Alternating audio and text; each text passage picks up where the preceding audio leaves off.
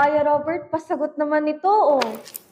Ano ba yan? Oh, wow. It's a Venn diagram question. Now, yung mga ganitong question, sometimes percent ang binibigay nila, sometimes actual numbers. So either way, we use Venn diagram to solve this kind of question. When I say Venn diagram, it's represented by a rectangle. Ito ang tinatawag natin na universal set. Since meron tayong dalawang pinag-uusapan na group, one is those students who like math, the others for the students who like science. So bawat isa na yun, we use a circle to indicate the people who like that. Kunya ito, this is those people who like math. Then, the other circle will be the people who like science. Now, bakit kailangan natin gawin silang overlap? Kasi hindi natin sigurado kung meron bang mga students tayo na may gusto sa math at sa science. That's why it's best to assume that there is. So, let's try to put some numbers here. Pag sinabi niyang 65% of the students said they like math. So, itong buo, 65%. And then 72% said they like science. Ito naman. So, say 72%.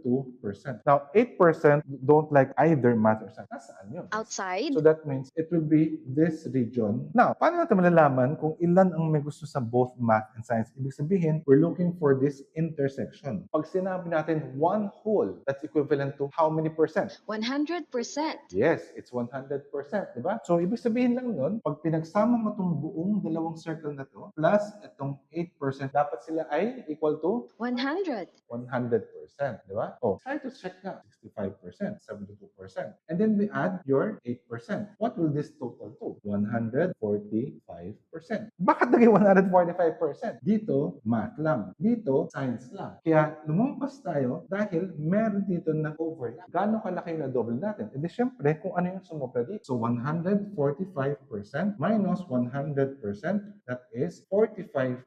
45% itong part na kung saan sila nag-overlap. Pero para mas malinaw ng konti lang, math, science, 8% sa labas. Sabi natin, yung nag-overlap, 45%. Kung 45% yan, ilan naman yung may gusto ng math, pero ayaw ng science. 65% yung total, bawasan natin yung 45% na nag-overlap, kaya this is 20%. Science naman, 72% minus 45% ay magiging 27%. 20 plus 45 plus 27 plus 8, ilan yung total nun? 100%. 100%. Kaya ang sagot ay 45%. Yun lang. Yes, kakayanin ko na yung UFCAT.